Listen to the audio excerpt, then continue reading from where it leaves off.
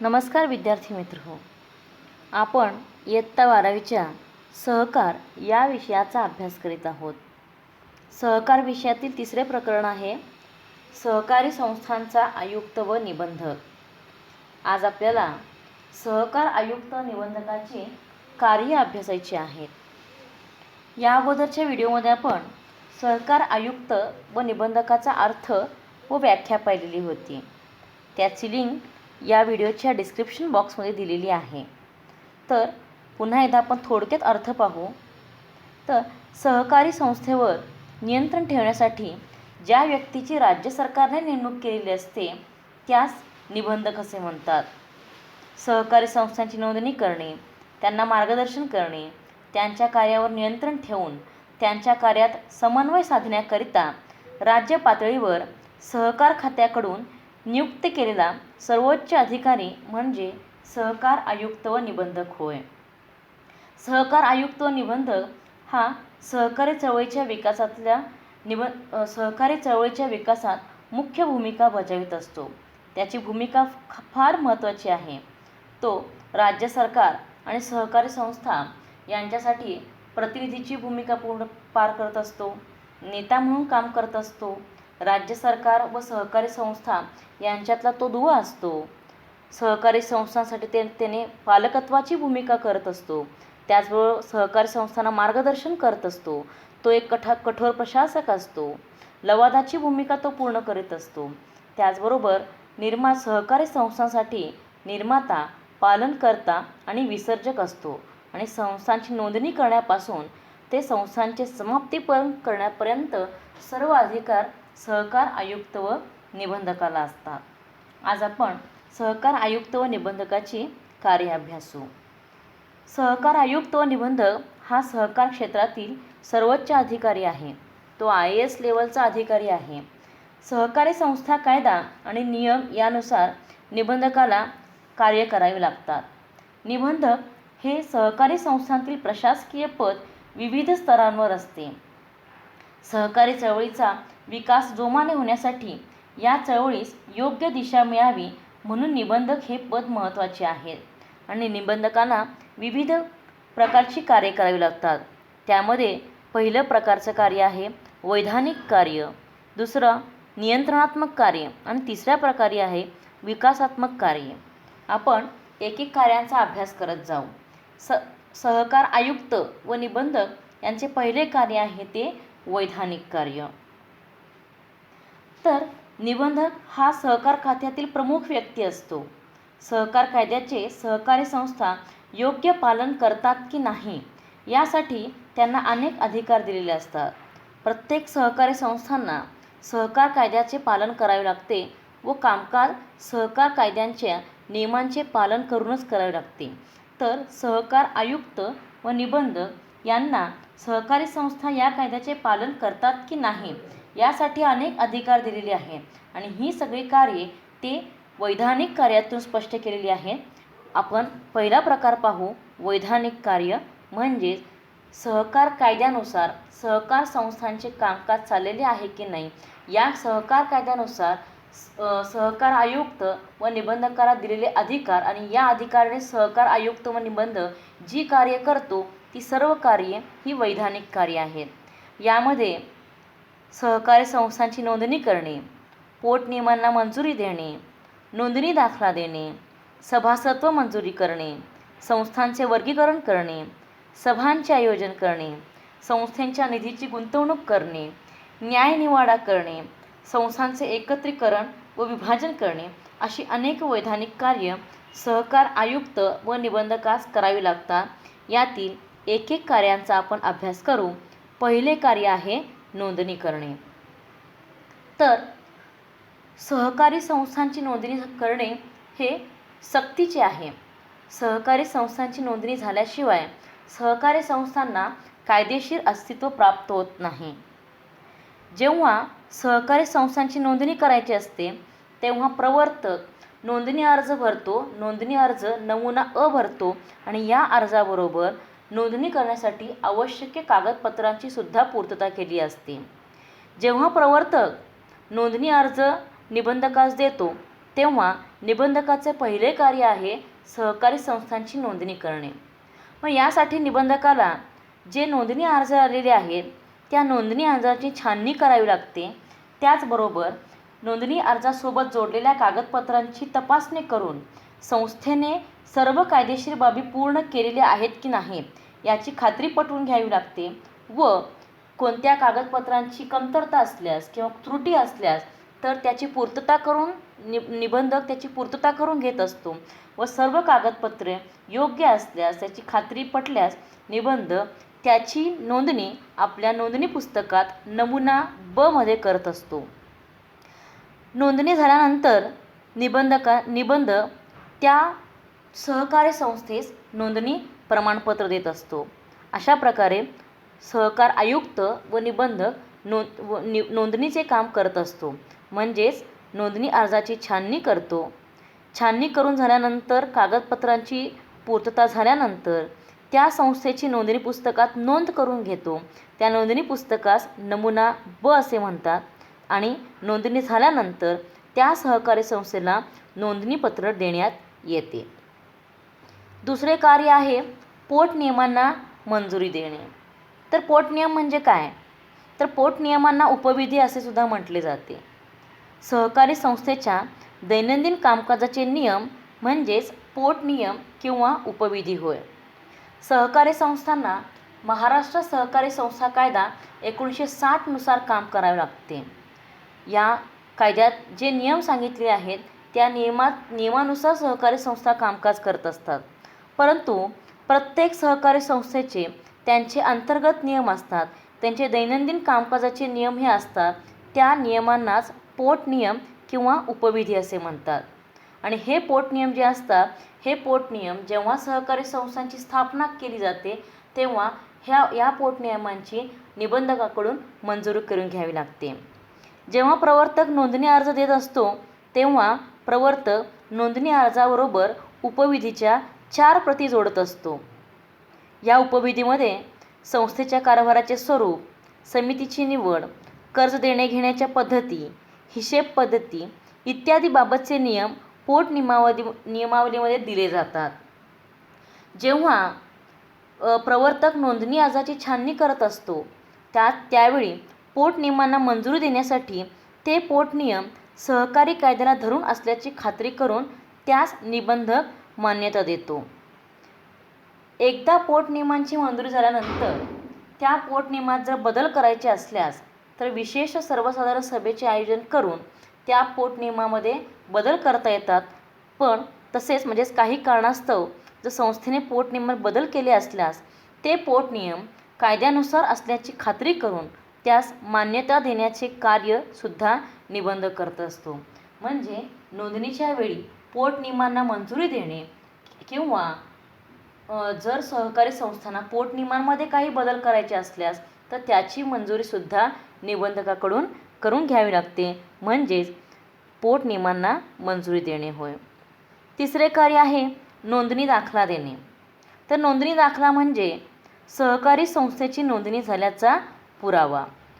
महाराष्ट्र सहकारी संस्था कायदा 1960 नुसार सहकारी संस्थांची नोंदणी करणे हे सक्तीचे आहे आणि सहकारी संस्थांची नोंदणी झाल्याशिवाय सहकारी संस्थांना कायदेशीर अस्तित्व प्राप्त होत नाही. त्यामुळे जेव्हा सहकार आयुक्त व निबंधक सहकारी संस्थांची नोंदणी करून घेतो तेव्हा त्याला सहकारी संस्थांना नोंदणी दाखला द्यावा लागतो. म्हणजेच सहकारी संस्थेची नोंदणी झाल्यानंतर व पोटनियमांना मंजुरी दिल्यानंतर सहकार आयुक्त व निबंधक सहकारी संस्थांना नोंदणीचा दाखला देतात. तर या नोंदणी दाखल्यावरती सहकार आयुक्त व निबंधकाची सही व शिक्का दिलेला असतो आणि हे प्रमाणपत्र सहकारी संस्थांना दिले जाते. नोंदणीचे प्रमाणपत्र मिळाल्यापासून सहकारी संस्थांना स्वतंत्र अस्तित्व प्राप्त होत असते आणि सहकार कायद्यानुसार सहकारी संस्थांची नोंदणी करणे, पोटनियमांना मंजुरी देणे, नोंदणी दाखला देणे ही सर्व कार्य निबंधक करत असतो.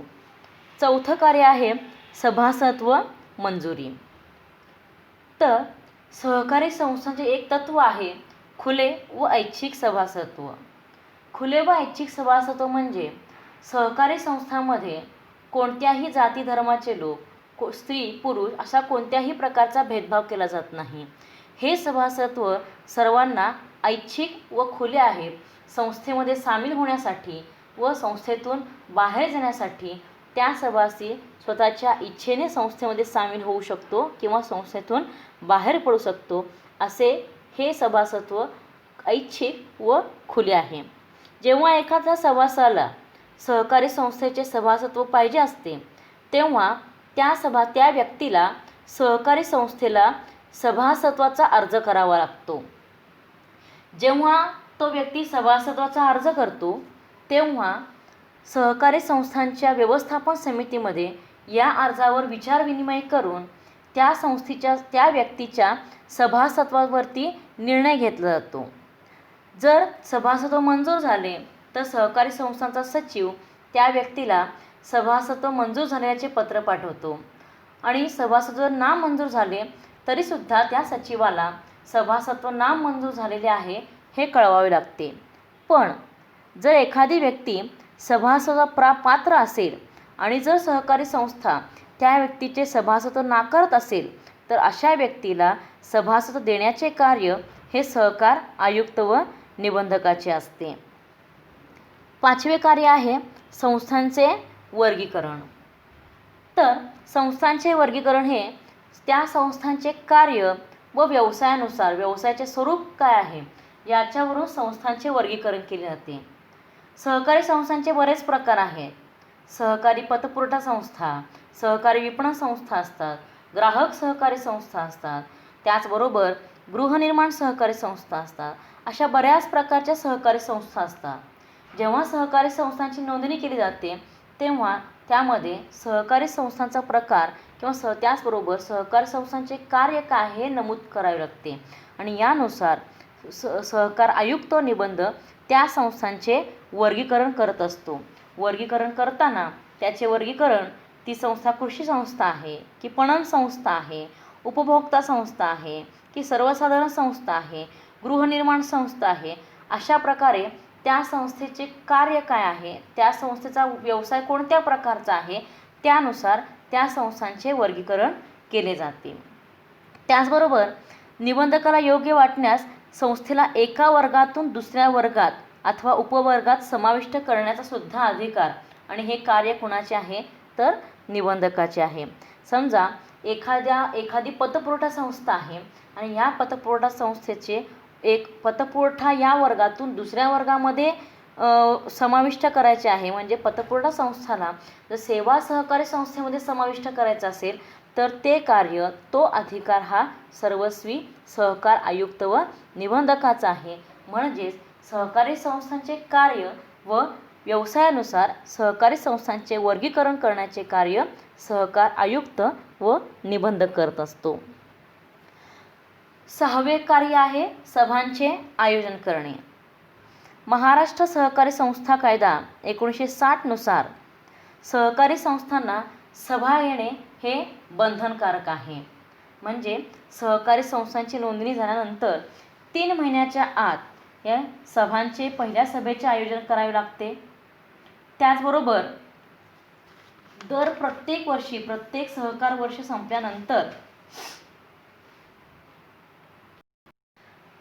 वर्ष संपल्यानंतर अधिमंडळाची वार्षिक सभेचे नियोजन सुद्धा 6 महिन्याच्या आत करावे लागते आणि सहकारी संस्थांची नोंदणी झाल्यानंतर 3 महिन्याच्या आत पहिली साधारण मंडळ सभेची सुद्धा नियोजन करावे लागते.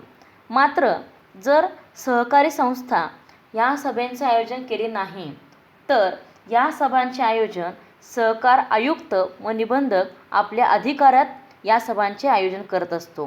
म्हणजे ठरलेले जे मुदत आहेत म्हणजे पहिली सभा घेण्याची 3 महिन्याच्या आत मुदत आहे तर वार्षिक सभा घेण्याची मुदत ही सहकार वर्ष संपल्यानंतर 6 महिन्याच्या आत घेणे बंधनकारक आहे. मात्र योग्य मुदतीत सभा न बोलवल्यास सहकार आयुक्त व निबंधक आपल्या अधिकारात त्या सभा बोलवण्याचे कार्य करत असतो. 7वे कार्य आहे संस्थेच्या निधीची गुंतवणूक. प्रत्येक सहकारी संस्थेला दरवर्षी मिळालेल्या निव्वळ नफ्यापैकी किमान 1/4 म्हणजेच 25% रक्कम कायद्याप्रमाणे राखीव निधीसाठी बाजूला ठेवावी लागत असते. ज्या संस्थेस आपल्या व्यवहारापासून नफा मिळतो किंवा नफा मिळू शकतो अशा प्रत्येक संस्थेने राखीव निधी ठेवला पाहिजे. कायद्यातील कलम 66 मध्ये राखीव निधीविषयी तरतूद आहे. सहकारी संस्था आपल्या गरजेनुसार व सोयीनुसार विविध प्रकारचे निधी उभारते. राखीव निधी गरजेच्या वेळी आणि भविष्यकाळासाठी वापरण्यात येतो. राखीव निधीच्या प्रमाणावर संस्थेचे आर्थिक स्थैर्य अवलंबून असते. राखीव निधीमुळे संस्था आर्थिकदृष्ट्या सक्षम व भक्कम होत असल्यामुळे राखीव निधीला सहकारी संस्थेची संरक्षण भिंत असे म्हणतात.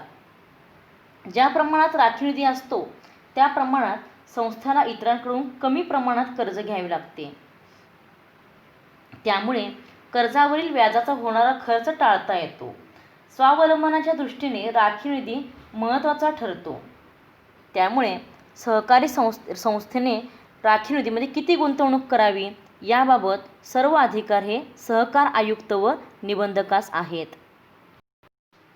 राखीव निधीचा दर 1 इतका कमी ठरवून देण्याचा अधिकार सहकार निबंधकाला आहे.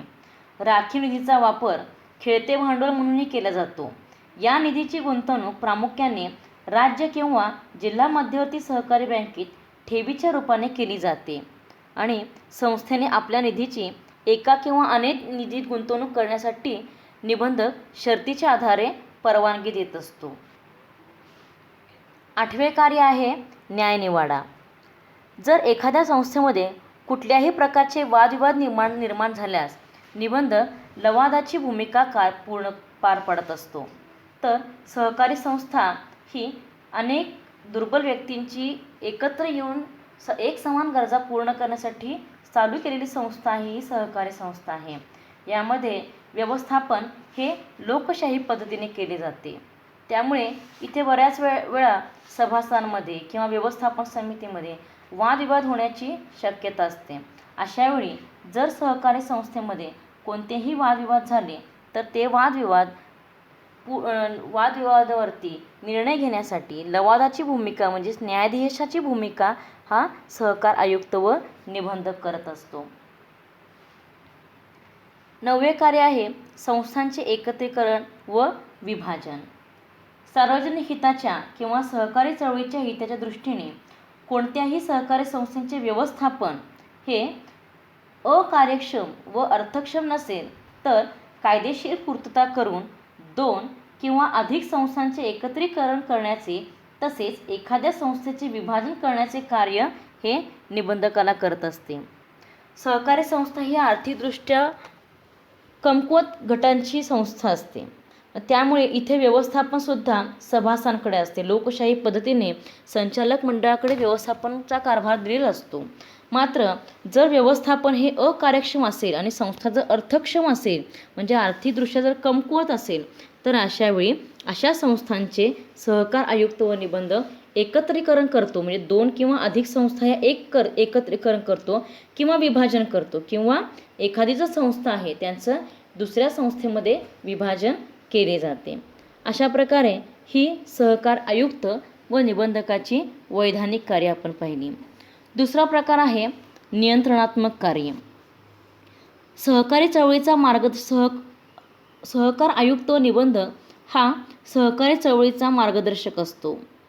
सहकारी संस्थेवर नियंत्रण ठेवणे हे त्याचे मुख्य कार्य आहे. त्यामुळे आता आपण पाहूयात सहकार आयुक्त व निबंधक याची नियंत्रणात्मक कार्य. नियंत्रण ठेवण्याच्या दृष्टीने त्याला प्रशासकीय कार्य करावे लागतात, हिशेब तपासणी करावी लागते, आर्थिक व्यवसायावर नियंत्रण ठेवावे लागते, दोषी संस्थांच्या विरुद्ध कारवाई करावी लागते आणि शासकीय धोरणांची अंमलबजावणी करावी लागते. यातील एक कार्य आपण पाहत जाऊ. पहिले कार्य प्रशासकीय कार्य. तर निबंधक हा कठोर प्रशासक असला पाहिजे. राज्यातील सहकारी चळवळीचा प्रमुख या नात्याने राज्यातील सर्व सहकारी संस्थांचे कारभार हे सहकार कायदा व नियमानुसार चालवले जात आहे किंवा नाही यावर देखरेख ठेवण्याचे कार्य सहकार आयुक्त व निबंधकास पार पाडावे लागते. सहकारी संस्थांमधून पैशांच्या अफरातफरी वाईट प्रवृत्तीचा शिरकावा होत नाही याची काळजीसुद्धा त्याला घ्यावी लागते. कारण सहकारी संस्थांमध्ये अनेक सभासद असतात. लोकशाही पद्धतीने व्यवस्थापन असल्यामुळे व्यवस्थापन हे ठराविक लोकांच्या हातात असते, म्हणजे व्यवस्थापन समितीकडे असते.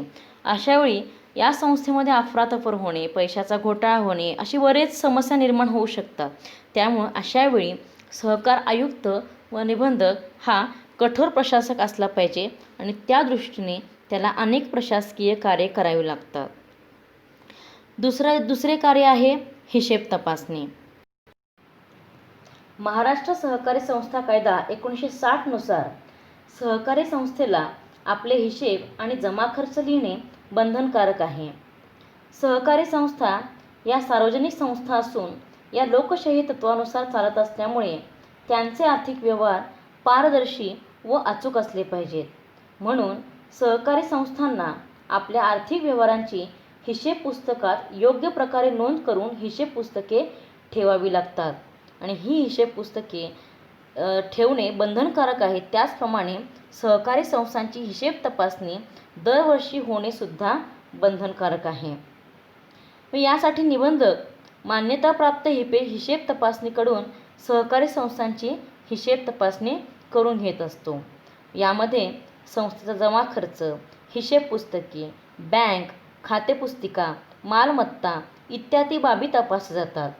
जर या वैधानिक हिशेब पुस्तिकेमध्ये जर काही चुका आढळल्यास त्या दुरुस्तसुद्धा करून घेण्याचे कार्य सहकार आयुक्त व निबंधकास करावे लागते. तिसरे कार्य आहे आर्थिक व्यवहारांवर नियंत्रण ठेवणे. तर आर्थिक व्यवहारामध्ये गैरप्रकार, अफरातफर होण्याची शक्यता जास्त असते. कायद्यात आवश्यक तरतुदी करून सहकारी संस्थेच्या कर्ज, गुंतवणुकीवर निर्बंध घातले जातात.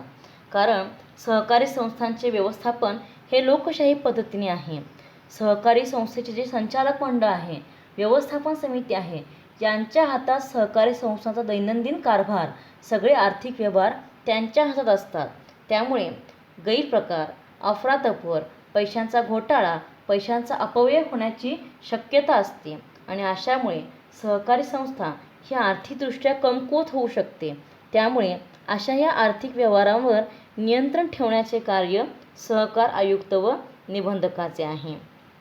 चौथे कार्य आहे दोषी संस्थेच्या विरुद्ध कारवाई करणे. प्रत्येक सहकारी संस्थेला कायद्यांचे व नियमांचे पालन करावे लागते. जर एखादी सहकारी संस्था सहकार कायदा व तरतुदींचे पालन करीत नसेल किंवा सहकारी योजनांची अंमलबजावणी करत नसेल तर अशा दोषी संस्थांच्या विरुद्ध निबंधक कारवाई करू शकतो. मग ही कारवाई दंडात्मक असू शकते किंवा एक वेळी सहकार आयुक्त व निबंधक त्या संस्थेची नोंदणी सुद्धा रद्द करू शकतो. पाचवे कार्य आहे शासकीय धोरणांची अंमलबजावणी करणे. तर सहकार हा विषय राज्य सरकारकडे असतो. जनतेच्या विकासासाठी राज्य सरकारने, शासनाने जी धोरणे ठरविलेली असतात किंवा विकास कार्य हाती घेतलेले असतात त्यांची प्रभावीपणे अंमलबजावणी करणे हे सहकार आयुक्त व निबंधकाचे कार्य आहे. सहकार आयुक्त व निबंधक हा राज्य सरकार व सहकारी संस्था यांच्यातील दुवा यांचा प्रतिनिधी म्हणून काम करत असतो. व या नात्याने दुवा किंवा प्रतिनिधी या नात्याने सहकार आयुक्त व निबंधकाला राज्य सरकारची जी काही ध्येय धोरणं आहेत, ज्या काही योजना आहेत त्या योजनांची अंमलबजावणी सहकारी संस्थेकडून करून घ्यावी लागते व सहकारी संस्थेच्या ज्या काही समस्या आहेत त्या समस्या राज्य सरकारपर्यंत पोहोचवण्याचे काम हे सहकार आयुक्त व निबंधक करत असतो. म्हणजे अशा प्रकारे राज्य सरकारच्या सर्व योजनांची अंमलबजावणी सहकार आयुक्त व निबंधकास करावी लागते. तिसरा प्रकार आहे विकासात्मक कार्य. ज्याप्रमाणे सहकार आयुक्त व निबंधक सहकारी संस्थांवर नियंत्रण ठेवत असतो, त्याचबरोबर सहकारी संस्थांच्या विकास होण्याची जबाबदारीसुद्धा सहकार आयुक्त व निबंधकाची आहे. निबंधक हा सहकारी संस्थेवर नियंत्रण ठेवणारा राज्य सरकारचा प्रतिनिधी असतो. निबंधकाला सहकारी कायद्यानुसार सहकारी संस्थेच्या हितासाठी विकासात्मक कार्य करण्यासाठी अधिकार प्राप्त झाले आहेत.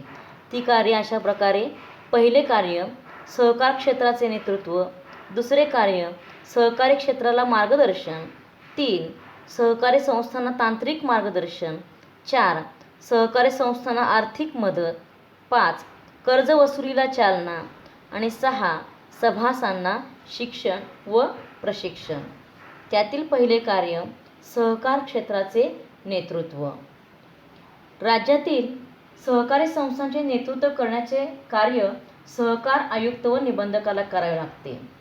ते राज्यातील सर्व संस्थांची देखभाल करतात, त्यांना मार्गदर्शन करतात व मदत करतात. एक चांगला नेता ज्याप्रमाणे आपल्या लोकांना विकासाच्या मार्गावर पुढे नेतो, त्याप्रमाणे सहकार आयुक्त व निबंधक सहकार क्षेत्राचे नेतृत्व करून सर्व सहकारी संस्थांना विकासाच्या मार्गावरती नेत असतो. म्हणजे सहकारी आयुक्त व निबंधक हा सहकारी संस्थांचा एक नेता असतो, त्यामुळे त्याला सहकार क्षेत्राचे नेतृत्व करावे लागते. दुसरं, सहकारी क्षेत्राला मार्गदर्शन. तर सहकारी संस्था या आर्थिकदृष्ट्या दुर्बल घटकांच्या संस्था असतात. या काही भांडवलदारांच्या संस्था नसतात की ज्यांच्याकडे व्यवस्थापन कसे करायचे, भांडवल म्हणजे एकंदरीत संस्था, एखादी व्यावसायिक संस्था कशी चालवायची याबद्दल व्यावसायिक ज्ञान या सभासदांकडे नसते. त्यामुळे संस्थांना योग्य वेळी त्यांच्या जे काही समस्या आहेत त्या समस्यांचे निराकरण करण्याकरिता सहकारी संस्थांना मोलाचे मार्गदर्शन करण्याचे कार्य सहकार आयुक्त व निबंधकाला करावे लागते. सहकारी संस्थेचा कारभार व्यवस्थित चालवण्याकरता देखील सहकार आयुक्त व निबंधक मदत करत असतो. जिथे जिथे सहकारी संस्थांना गरज आहे अशा ठिकाणी त्यांना योग्य मार्गदर्शन करण्याची जबाबदारी ही सहकार आयुक्त व निबंधकाची असते. तिसरे कार्य आहे सहकारी संस्थांना तांत्रिक मार्गदर्शन. तर सहकारी संस्थांना योग्य तांत्रिक सल्ला देऊन सहकारी संस्थांच्या विकासाच्या मार्गावर मार्गस्थ करण्याचे कार्य सहकार आयुक्त व निबंधकाला करावे लागते. मग यामध्ये बऱ्याच सहकारी संस्थांचे जे काही सभासद असतात, व्यवस्थापन समिती असते, त्यांना बरेच तांत्रिक समस्या येत असतात. याच्यामध्ये संस्थेची नोंदणी कशी करायची, हिशेब तपासणी कशी करून घ्यायची, सभांचे आयोजन कसे करायचे, सभाचा अध्यक्ष, व्यवस्थापन समिती इत्यादीबाबत बऱ्याच समस्या असतात. आणि सहकारी संस्थांचा कारभार योग्य पद्धतीने चालावा यासाठी ही सगळी कार्य करणे गरजेचे आहे. आणि यासाठी सहकार आयुक्त व निबंधक सहकारी संस्थांना अशा प्रकारे तांत्रिक मार्गदर्शन करत असतो.